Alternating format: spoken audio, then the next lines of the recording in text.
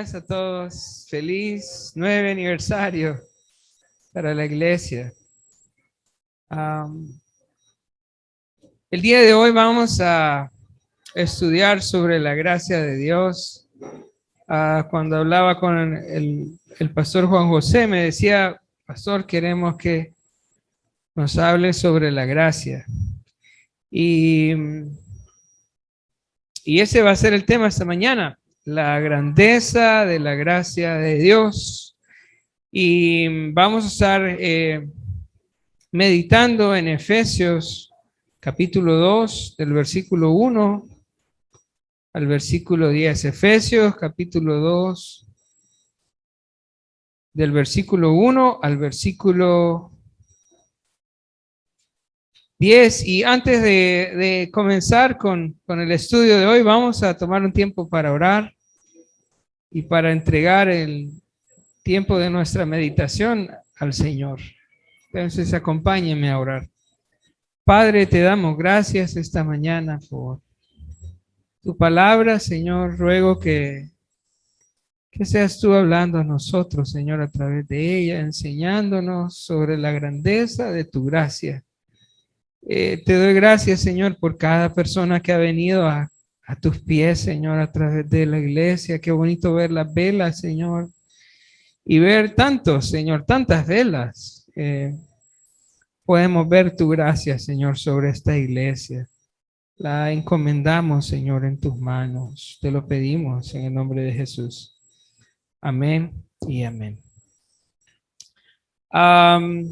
Quisiera de pronto, a manera de introducción, que pensáramos en el significado de la gracia. ¿Qué es la gracia?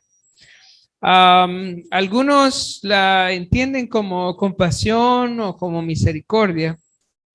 Sin embargo, la gracia es mucho más que la compasión de Dios y que la misericordia de Dios para nosotros. La gracia realmente es el poder de Dios que nos salva. Y no solo nos salva, sino que también nos transforma. Y no solo nos transforma, sino que también nos sostiene a lo largo de nuestra vida cristiana y nos va a también llevar un día hasta la presencia del Señor. Esa es la gracia. Es el poder de Dios para nuestra salvación. Es el poder de Dios para nuestra santificación. Es el poder de Dios también para nuestra glorificación. Hermanos, a manera de aclaración, la gracia no es licencia para pecar, ¿verdad? Algunos han malentendido la gracia y dicen, bueno, si la salvación es por gracia, entonces podemos hacer lo que nosotros querramos y Dios nos va a salvar. Pero el Señor nos advierte en su palabra de estos falsos maestros que iban a enseñar de esa manera sobre la gracia. En Judas 1:4 dice, porque algunos hombres han entrado encubiertamente, los que desde antes habían sido destinados para esta condenación, hombres impíos que convierten en libertinaje la gracia de nuestro Dios y niegan a Dios y el único soberano y a nuestro Señor Jesucristo. Entonces, esta idea de que la gracia es licencia para pecar es falsa doctrina y ya había sido anunciada en el libro de Judas, como les leía. La gracia entonces no es licencia para pecar, sino que más bien la gracia es la que nos lleva a la salvación y a una vida de santidad. Quisiera leerte Tito 2, 11 al 13. Mira lo que dice.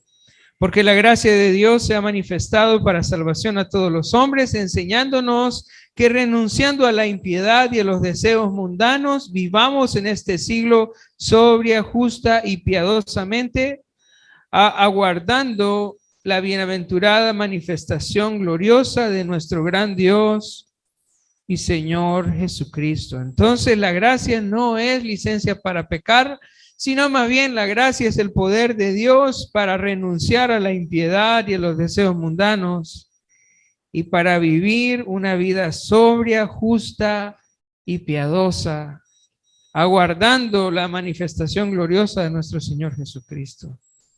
Te pregunto, entonces bajo esta premisa de lo que es la gracia. ¿Has recibido la gracia de Dios? ¿Se ve manifiesta la gracia de Dios en tu vida? De eso nos va a hablar el texto que vamos a estudiar a continuación. En Efesios capítulo 2, del versículo 1 al versículo 10. Voy a leer los primeros 3 versículos. Dice: y Él os dio vida a vosotros cuando estabais muertos en vuestros delitos y pecados, en los cuales anduvisteis en otro tiempo, siguiendo la corriente de este mundo, conforme al príncipe de la potestad del aire, el espíritu que ahora opera en los hijos de desobediencia, entre los cuales también todos vosotros vivimos en otro tiempo, en los deseos de nuestra carne, haciendo la voluntad de la carne y de los pensamientos, y éramos por naturaleza hijos de ira, lo mismo que los demás. De pronto nosotros estamos de acuerdo que la salvación es por gracia. Hay muchas personas que consideran que la salvación es por obras. Pero yo creo que esta mañana, si yo les preguntara si ustedes están de acuerdo que si la salvación es por gracia, me dirían amén, ¿verdad? Bueno, amén. Yo sé que eso es lo que les enseñan los pastores acá. La salvación es por gracia. Sin embargo, a veces en nuestra mente no entendemos la magnitud de la gracia. Siempre creemos, bueno, Dios nos salva por gracia. Eso significa en nuestra mente que Dios puso el 99.9% de mi salvación, pero yo puse el 0.1%. Y esa a veces es nuestra comprensión de la gracia. Una comprensión equivocada. No entendemos nuestra condición depravada. Y ese es nuestro primer punto. Primer punto que vamos a ver esta mañana es que nosotros no tenemos una participación activa en nuestra salvación. Lo único que tenemos es una participación activa en nuestra condenación, no en nuestra salvación. Y eso es lo que va a explicarnos el apóstol Pablo en estos primeros 3 versículos. La primera característica nuestra antes de venir a Jesús, dice en el versículo 2, y Él os dio vida a vosotros cuando estabais muertos en vuestros delitos y pecados. ¿Cuál es nuestra primera característica antes de venir a Jesús? Estamos muertos en delitos y pecados. Y yo te pregunto, cuando vas a un cementerio y hablas a los muertos, ¿qué posibilidades hay que un muerto responda a tu predicación? ¿Hay alguna posibilidad? No hay ninguna posibilidad. La Biblia dice que esta era nuestra condición. Estábamos muertos espiritualmente. ¿Qué posibilidades hay que nosotros hayamos buscado a Dios? ¿Qué posibilidades hay que nosotros hayamos decidido venir a Dios? No hay ninguna posibilidad. Estamos muertos. Esta era nuestra condición. Muertos en nuestros delitos y pecados, muertos espiritualmente. Hermanos, nosotros no buscamos a Dios. Él nos buscó a nosotros.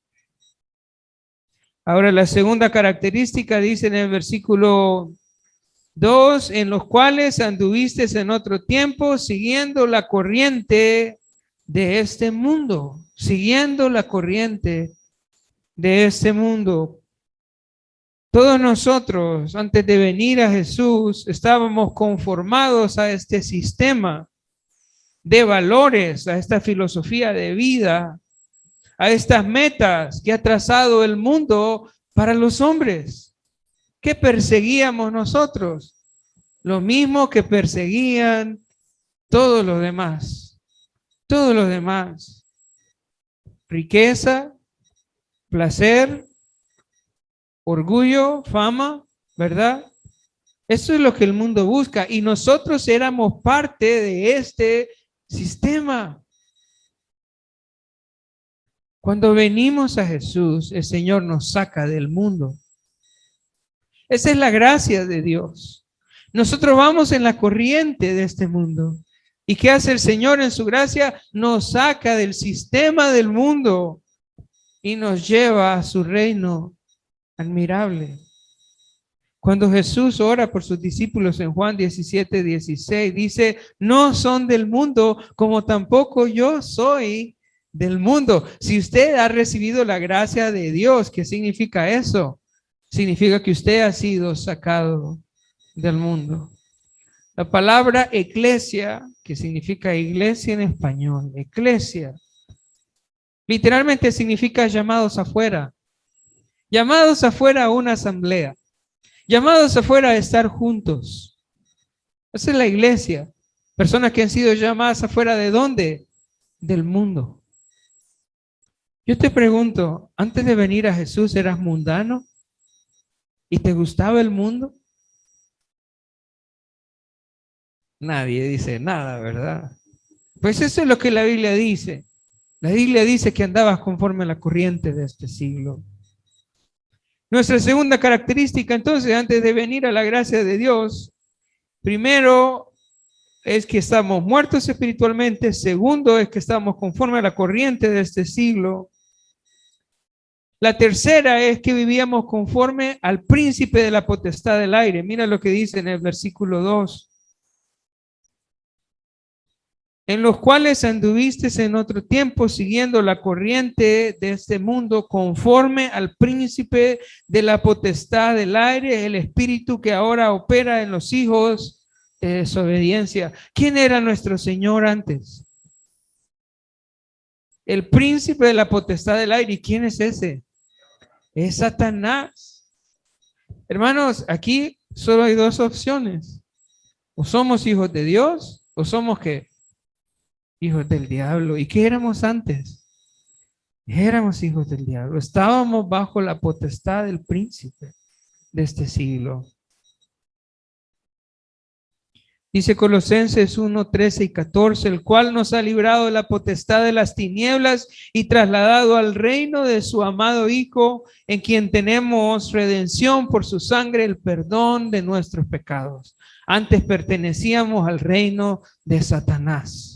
Ese era nuestro reino.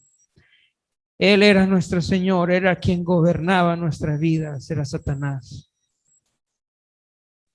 No solamente entonces estábamos muertos en delitos y pecados, andábamos conforme a la corriente de este mundo, éramos parte del reino de Satanás.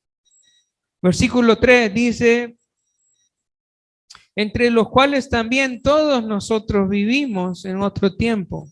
Si pones atención en los primeros versículos dice ustedes y en el versículo 3 dice ahora nosotros. ¿Por qué? Porque está hablando primero de los gentiles. Dice los gentiles que estaban muertos en sus delitos y pecados, los gentiles que andaban conforme a este mundo, los gentiles que estaban bajo la potestad del príncipe de este mundo, pero ahora en el 3 dice, entre los cuales también todos nosotros, no solo los gentiles, sino también los judíos, todos nosotros vivimos en otro tiempo, dice, en los deseos de nuestra carne, haciendo la voluntad de la carne y de los pensamientos. Hermanos, ¿qué hacíamos antes? La voluntad de la carne.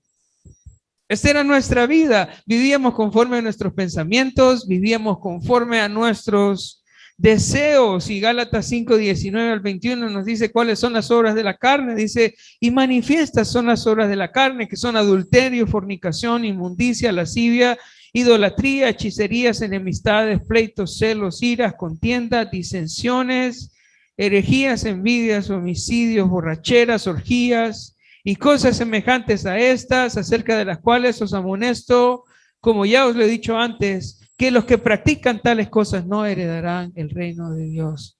Y yo le pregunto, ¿esto era su vida antes? ¿Vivía para satisfacer sus deseos y sus pensamientos? Y la respuesta es, sí, así era nuestra vida.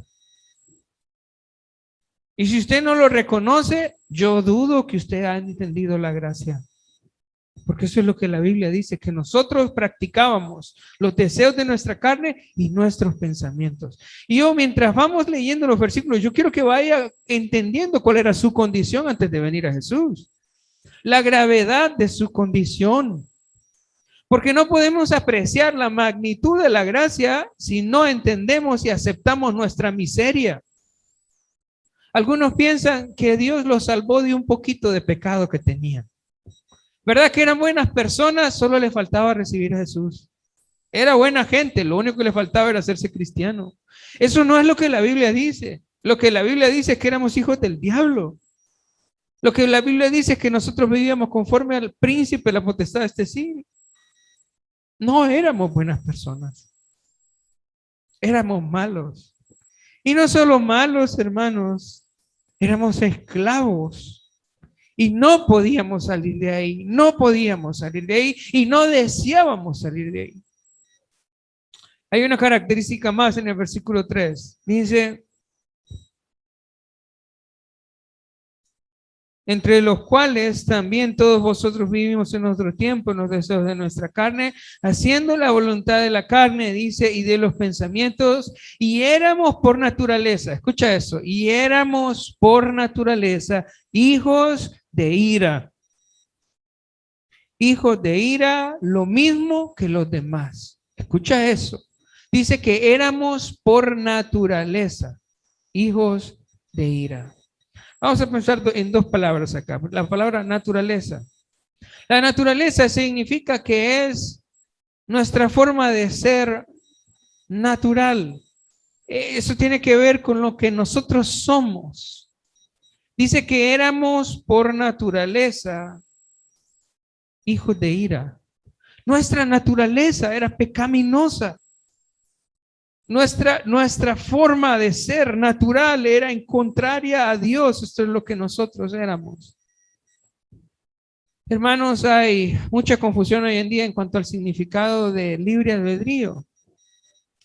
La gente le dice a las personas, no, cada quien es libre de decidir lo que quiera hacer. Y yo te pregunto, ¿es cierto eso? ¿O éramos por naturaleza hijos de ira? O sea, nuestra naturaleza era inclinada hacia el pecado y hacia el mal después de la caída. ¿Qué piensan? Todos escogemos el mal. ¿Por qué? Porque esa es nuestra naturaleza. Por causa del pecado, nosotros ahora nacemos en una condición de pecado. Y cuando podemos tomar una decisión entre el bien y el mal, naturalmente elegimos el mal. Y esa es nuestra naturaleza pecaminosa y caída. El libre albedrío debe entenderse a la luz de nuestra naturaleza. Si nosotros por naturaleza somos pecadores, entonces ¿qué vamos a decidir? ¿Qué vamos a decidir, hermanos? El pecado. ¿Por qué? Porque esa es nuestra naturaleza. Ahora dice en el versículo 3, y éramos por naturaleza hijos de ira. Y yo te pregunto, ¿hijos de ira de quién? ¿La ira de quién? Ok, piensa en lo que estamos hablando. Muertos en delitos y pecados, conforme a la corriente de este mundo, bajo el príncipe de la potestad del aire, viviendo conforme a nuestros pensamientos y deseos, naturalmente en contra de Dios. Entonces, ¿quién es el que tiene ira contra nosotros? Es Dios. ¿Sabe que cuando leo este pasaje la gente me dice, la ira de Satanás, me dice? ¿Usted cree que Satanás tiene ira contra sus hijos? No. Quien estaba bajo la ira de Dios era usted y era yo, por nuestra vida pecaminosa, muerta espiritualmente. Más adelante aquí en el libro de Efesios, vamos a ir al capítulo 5, versículo 3.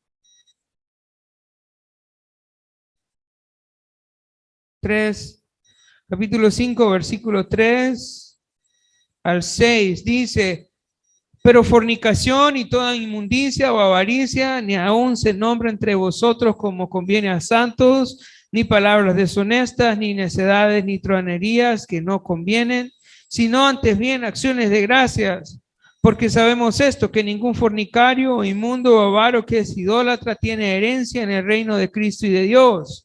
Nadie os engañe con palabras vanas, porque por estas cosas viene la ira de Dios sobre los hijos de desobediencia. ¿Sobre quién está la ira de Dios?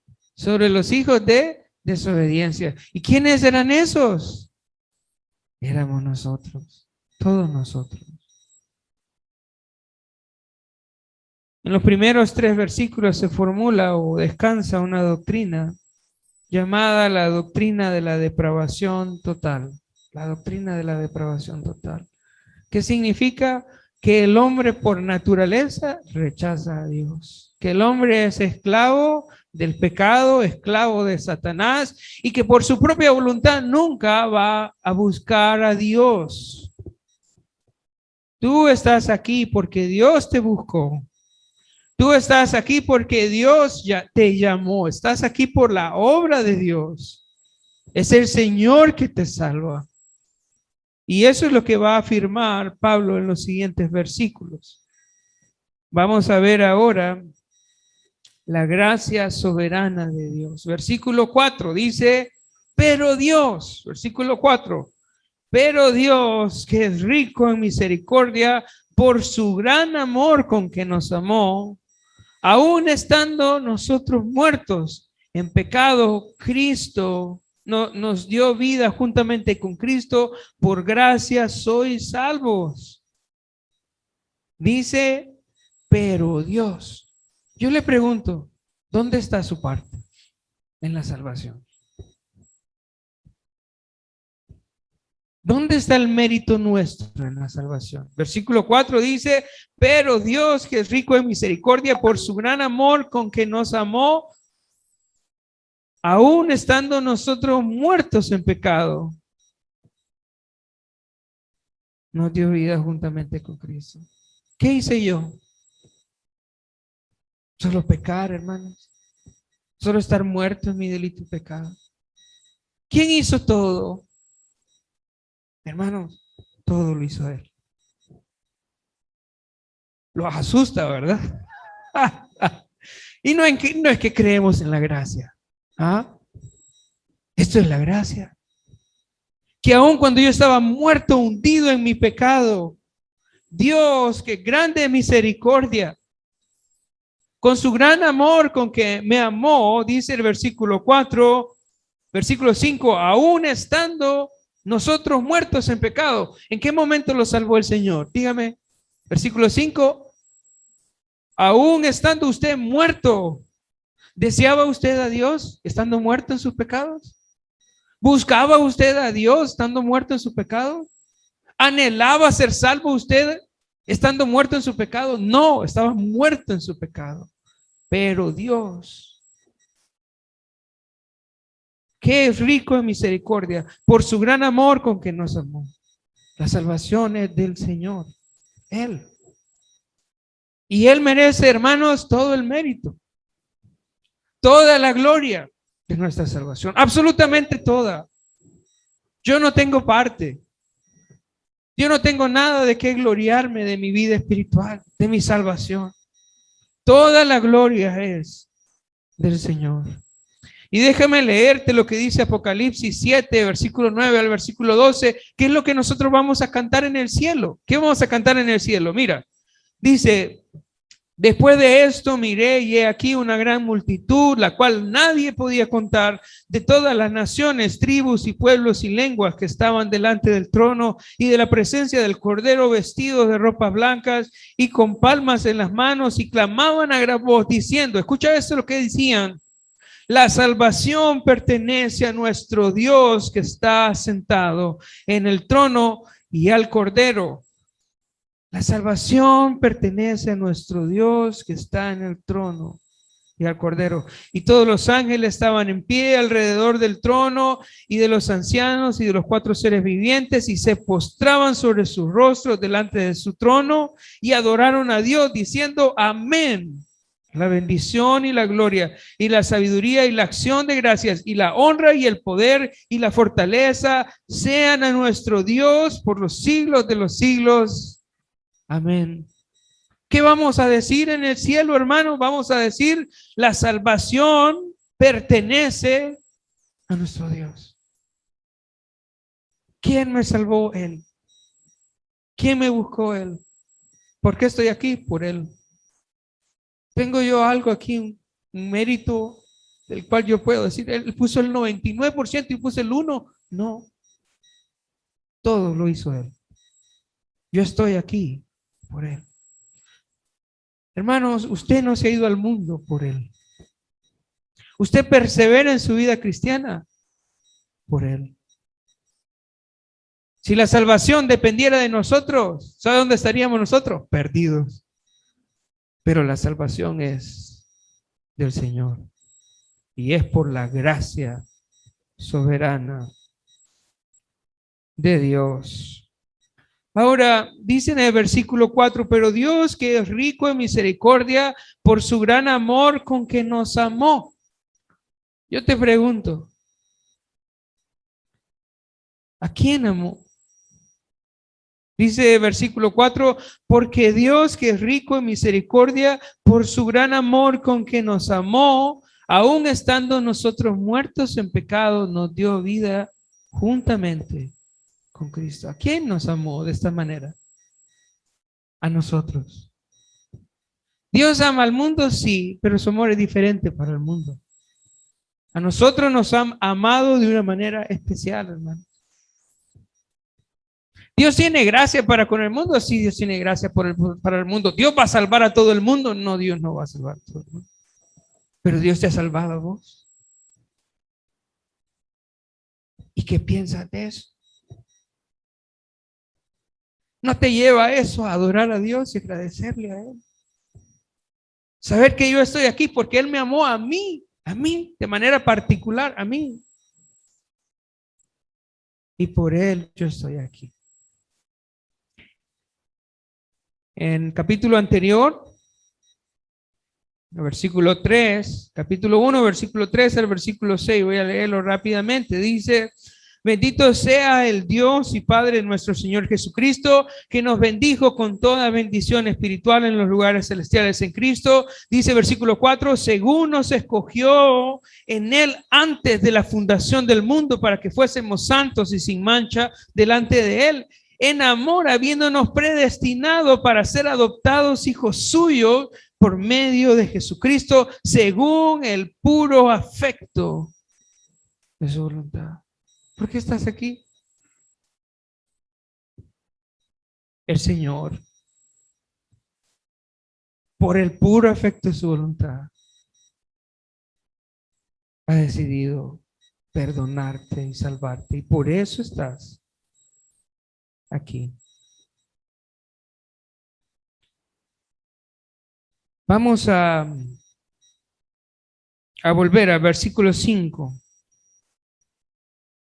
Dice, aún estando nosotros muertos, nos dio vida juntamente con Cristo. Como les decía, es por su misericordia. Aún nosotros estamos muertos en nuestros pecados, nos dio vida juntamente con Cristo. Y pregunta, ¿cómo puede ser esto? ¿Cómo puede darme vida a mí aún estando muerto? ¿Cómo es posible que yo, sin desear la salvación, sin desear a Jesús, amando mi pecado, siendo parte de la corriente de este mundo, cómo es posible que Él me haya dado vida a mí? ¿Cómo es posible? En Ezequiel 37 encontramos un ejemplo de esto. Voy a leer Ezequiel 37 y si lo tienes por ahí puedes buscarlo. Voy a leer del versículo 1 al versículo 14. Es una visión que el Señor le da al profeta Ezequiel sobre el pueblo de Israel, pero explica claramente cómo es la salvación del Señor, cuál es nuestra condición y cómo obra el Señor en la salvación del hombre. Mira lo que dice. Ezequiel 37, voy a leer.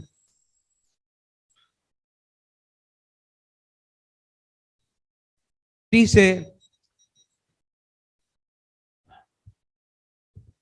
la mano de Jehová vino sobre mí y me llevó en el espíritu de Jehová y me puso en medio de un valle que estaba lleno de huesos y me hizo pasar cerca de ellos por todo un derredor, y he aquí que eran muchísimos sobre la faz del campo y por cierto secos en gran manera. Mira mira la visión, piénsalo, estaban secos en gran manera. Versículo 3, y me dijo, hijo de hombre, ¿vivirán estos huesos? Y dije, Señor Jehová, tú lo sabes. Me dijo entonces, profetiza sobre estos huesos y dile, huesos secos, oí palabra de Jehová. Así ha dicho Jehová, el Señor, a estos huesos. He aquí, yo hago entrar espíritu en vosotros y viviréis. Y pondré tendones sobre vosotros y haré subir sobre vosotros carne y os cubriré de piel y pondré en vosotros espíritu y viviréis. Y sabréis que yo soy Jehová. Profeticé pues, como me fue mandado, y hubo un ruido mientras yo profetizaba, y he aquí un temblor, y los huesos se juntaron, cada hueso con su hueso, y miré, y aquí tendones sobre ellos, y la carne subió, y la piel cubrió por encima de ellos. Pero no había en ellos espíritu, y me dijo, profetiza al espíritu, profetiza, hijo de hombre, y di al espíritu, así ha dicho Jehová el Señor, espíritu, ven de los cuatro vientos, y sopla sobre estos huesos y vivirán. Y profeticé como me había mandado, y entró el espíritu en ellos, y vivieron, y vinieron, y estuvieron sobre sus pies, un ejército grande en extremo. Me dijo luego, hijo de hombre, todos estos huesos son de la casa de Israel. He aquí, ellos dicen, nuestros huesos se secaron y pereció nuestra esperanza y somos del todo destruidos. Por tanto, profetiza y diles, así ha dicho Jehová el Señor, he aquí yo abro vuestros sepulcros, pueblo mío, y os haré subir de vuestra sepultura y os traeré a la tierra de Israel. Esta es una imagen de la obra del Señor en nuestra vida espiritual. ¿Cómo estaban estos huesos? Secos, en gran manera. ¿Cómo se encuentra la gente hoy, hermano? ¿Usted cree que la gente quiere de Dios? Están secos, muertos espiritualmente. Ahora, ¿cómo trajo Dios a la vida a estos muertos? A través de la profecía, a través de la predicación de la palabra de Dios. ¿Estos huesos querían vivir? No, no querían vivir. ¿Les interesaba vivir? No, no les interesaba vivir, pero escucharon la voz del Señor. ¿Y qué pasó? A través de la predicación Dios les dio vida. ¿Sabe quiénes eran esos huesos secos? Era usted y era yo, secos en gran manera. ¿Pero qué pasó? Oímos la voz poderosa del Evangelio de Dios. ¿Y qué pasó? Entonces empezó a venir vida a nosotros. Y por medio del Evangelio es que hoy nosotros tenemos vida. No se trata de nosotros, se trata del Señor. Es Él que nos ha dado vida. ¿Y qué medio usó? La predicación del Evangelio. Por Él estamos aquí. ¿Cuál es nuestro trabajo, hermanos, ante este valle de huesos secos en el que nosotros vivimos? La predicación del Evangelio. La predicación de la palabra de Dios. ¿Y sabe qué va a pasar con los elegidos? Ellos van a oír al Señor. Van a oír el buen pastor. Y la vida del Señor va a venir a ellos. Vamos a volver. Este predicador predica mucho. Lo siento, Juan. ¿A qué horas terminamos? Ya casi terminamos. Ya. ¿Vamos bien? ¿Falta media hora? Miren, no. Después no diga. Vamos, pues, vamos al 7. Ya vamos, solo nos faltan 3 más. Entonces, vamos al 7.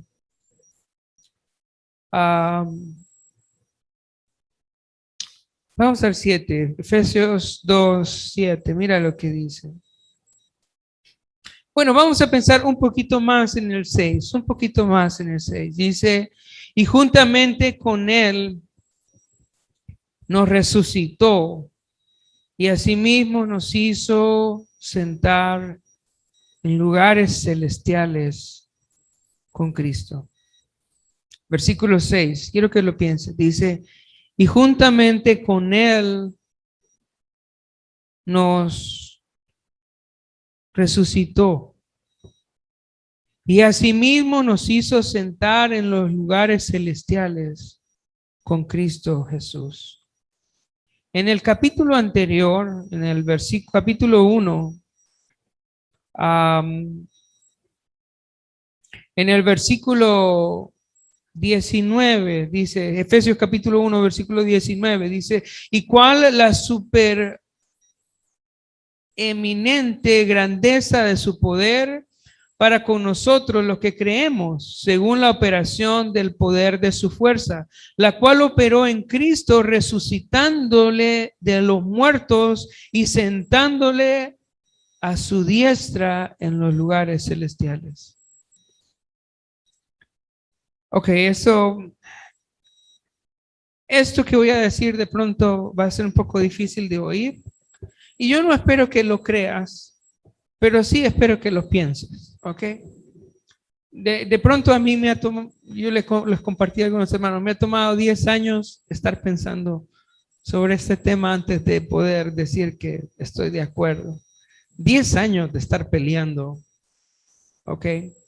Entonces, versículo 6 dice, y juntamente con él nos resucitó y asimismo nos hizo sentar en lugares celestiales con Cristo. Lo que este pasaje está diciendo es que cuando Cristo murió en la cruz y resucitó, el Señor, junto con Cristo, a todos sus elegidos, los resucitó y los sentó en lugares celestiales. En ese mismo momento, en la cruz del Calvario, cuando Él pagó por nuestros pecados, pagó por todos los suyos.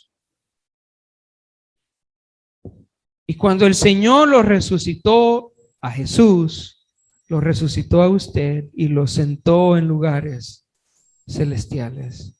Y aunque hoy estamos aquí, estamos acá, la verdad, lo que la Biblia dice es que estamos sentados con Él en lugares celestiales. Vivimos aquí en la tierra, pero nuestro futuro está seguro con Él en los cielos. Ahora, esta doctrina se le llama la doctrina de la expiación limitada. Y como te decía, no espero que lo creas, pero quiero que lo escuches.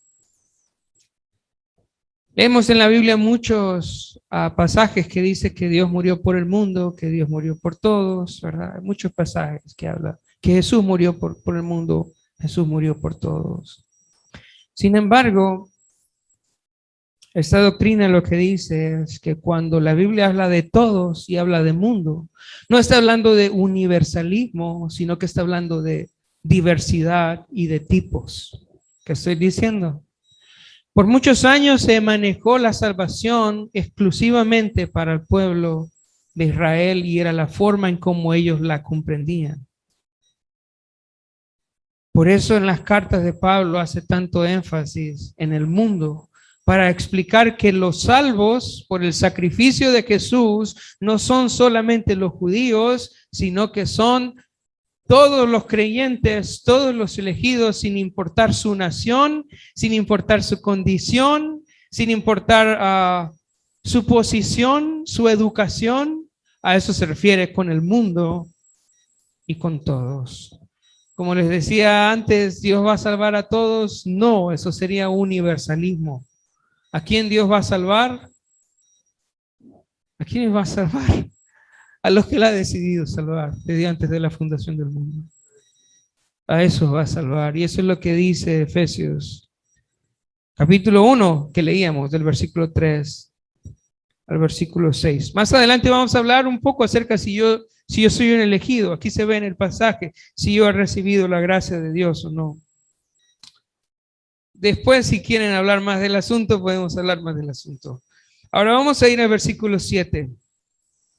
Para mostrar en los siglos venideros la abundancia de las riquezas de su gracia en su bondad para con nosotros.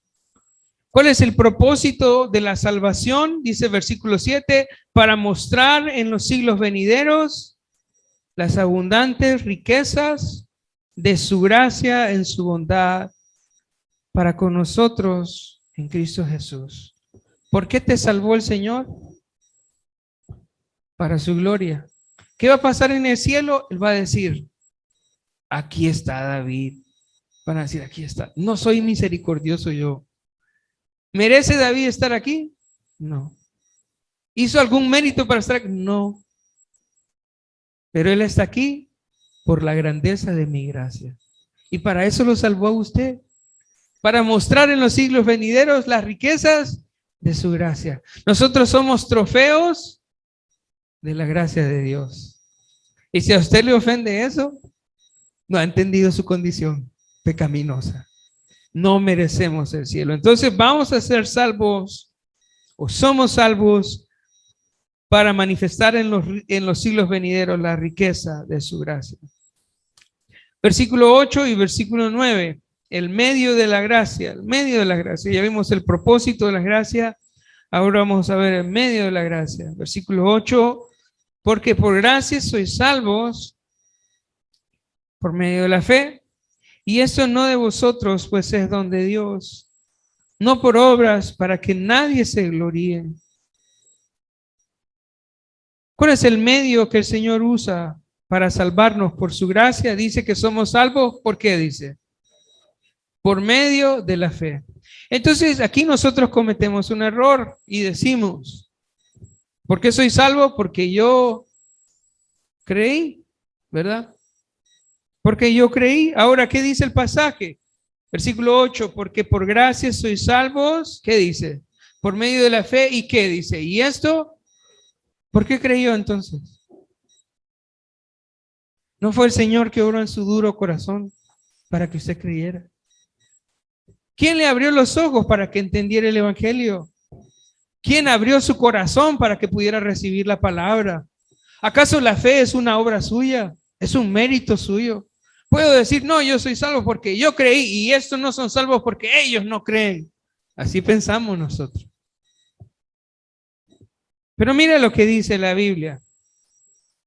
En Hechos 16, 14 hay un ejemplo. Lo voy a leer para que no tengas que salirte de Efesios. Dice, entonces una mujer llamada Lidia, vendedora de púrpura de la ciudad de Tiatira, que adoraba a Dios, estaba oyendo y el Señor abrió el corazón de ella para que estuviese atenta a lo que Pablo decía. ¿Quién abrió el corazón? Dios. ¿Por qué creí yo? Por él. ¿Yo puedo producir fe? No, no puedo producir fe. ¿De dónde viene la fe? De la palabra de Dios, dice. Porque la fe viene por el oír y el oír la palabra de Dios. Aún la fe que yo profeso no es mía, hermanos. ¿Yo he visto a Jesús alguna vez? No. ¿Yo vi los milagros? No. ¿Yo estuve en la cruz? Tampoco. ¿Vi la resurrección? No, no la vi. ¿Pero y por qué creo? Porque Dios me ha dado esa convicción y moriría por eso. Estoy dispuesto a dar todo lo que tengo por la verdad del evangelio. ¿Y quién me dio esa fe? Es Dios. Él me la dio. Podemos darle gracias a Dios por la fe que hemos recibido. Amén. Es Él, la salvación es del Señor. Él nos dio la fe. Entonces dice, porque por gracia sois salvos por medio de la fe, y eso no de vosotros, pues es un don de Dios, es un regalo de Dios. Nuestro papel como iglesia, hermanos, ¿qué es? Es predicar. ¿Y quién le va a dar la fe a las personas? El Señor. Así que no tengamos miedo de predicar, prediquemos a todos. Quien convierte es el Señor. Él da la fe. Por último, versículo 10 dice, porque somos hechuras suyas, creados en Cristo Jesús, para buenas obras, las cuales Dios preparó de antemano para que anduviésemos en ellas. Y este último pasaje habla de la evidencia de la gracia de Dios. Y esto es bien importante, hermanos. La evidencia de la gracia de Dios. Dice, porque somos hechuras suyas, creados en Cristo Jesús, para buenas obras. ¿Cuál es la evidencia de que usted ha recibido la gracia? ¿Cuál es la evidencia de que usted es un elegido de Dios? ¿Cuál es la evidencia de que usted tiene la fe de Dios? Mira lo que dice, porque somos hechura suya. creados en Cristo Jesús para buenas obras. La evidencia que yo tengo de haber sido salvado por la gracia de Dios es que ahora soy una nueva criatura. Es que ya no soy lo que era antes. Aquí estaba muerto, ¿verdad? Andaba conforme a la corriente de este siglo. Vivía para obedecer a Satanás. Vivía conforme a mis deseos engañosos. Estaba bajo la ira de Dios. Ahora, ¿cómo puedo saber que yo soy una persona salva? Que he recibido la gracia. Es que soy una nueva criatura. Ahora ya no quiero vivir conforme a mis pensamientos. Ahora quiero vivir para Cristo. ¿Y este deseo quién lo puso? La gracia de Dios. Cambió este corazón. Y ahora lo que quiero es vivir para Jesús. 2 Corintios 5:17 dice, de modo que si alguno está en Cristo, nueva criatura es, las cosas viejas pasaron, he aquí todas son hechas nuevas. A manera de conclusión, hoy sí vamos a cerrar. Dice, si has pensado que eres salvo por tus méritos, porque eres más sensible a Dios, o porque tienes un corazón más dócil, yo quiero esta mañana invitarte a que te arrepientas. No eres salvo por eso. Eres salvo solo por la gracia de Dios. Hay una evidencia tangible que la gracia te ha salvado. ¿Ves en tu vida evidencia de la salvación por gracia? Si no es así, Dios quiere salvarte hoy. Quiere darte esa vida. ¿Qué es lo que tienes que hacer? Simplemente escuchar la voz del Señor y recibir el regalo de la salvación. Completamente gratuito, completamente por gracia. Agradece a Dios por tu salvación. Reconoce que es su gracia la que te ha salvado. Y adórale. Adórale por su gracia. Adórale. Adórale al Señor. Hermanos, que esta predicación pueda resultar en adoración a Dios. Digámosle, gracias Señor, tú me salvaste. Eres tú. Y por último, hermano, predica el evangelio. Predica el evangelio. Dios en su gracia va a salvar a los que desde antes de la fundación del mundo Él eligió. Nuestro trabajo no es salvar, nuestro trabajo es predicar. Entonces prediquemos, hermanos. Prediquemos. La obra la hace el Señor. Vamos a orar. Padre, te damos gracias por este pasaje que nos habla de la grandeza de tu gracia. Yo te ruego, Padre, que los hermanos que están aquí podamos reconocer todos que todo el mérito es tuyo, Señor, que estamos aquí solo por tu misericordia y por tu bondad. Oro si hay alguien acá que no ha recibido la gracia, Padre, pero que con tu palabra tú has traído arrepentimiento y un deseo de vivir para ti, Señor. Que hoy pueda recibir esa gracia preciosa tuya, escuchar el evangelio, Señor, de la salvación.